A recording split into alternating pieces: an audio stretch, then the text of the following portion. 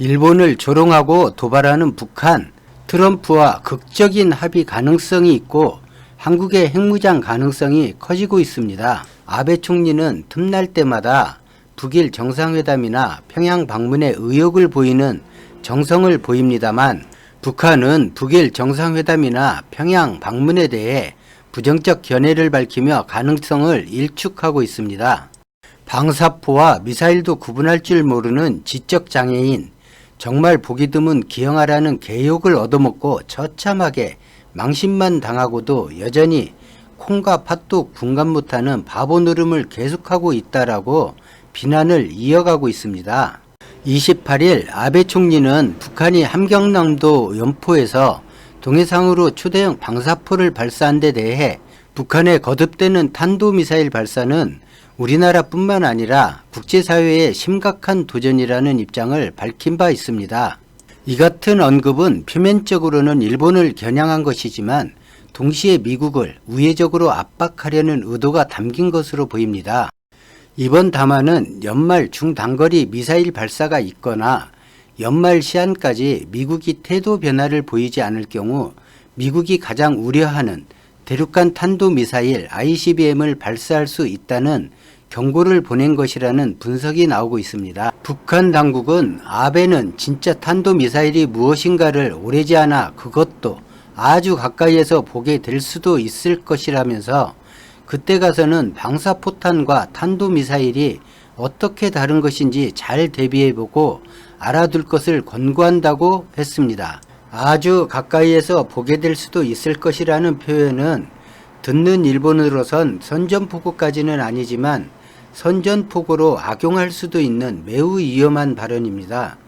지금까지 북한의 이런 발언들은 아베 정부에게 안보 여론을 조성시켜 지지율을 올리고 헌법 개정 노력에 도움을 주었는데 북한이 이런 도발을 지속하는 이유는 미국의 응답을 바라고 하는 계산된 행동이라고 보입니다.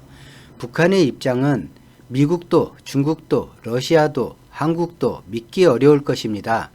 중국도 동맹이긴 하지만 미국에 동조하여 제재에 동참하고 있고 미국의 무역 제재에 중국도 러시아도 북한을 드러내어 돕는 걸 하지 못하기 때문이고 한국과의 경협도 미국이 주도하는 국제 제재 틀에 막혀 진전이 없기 때문입니다.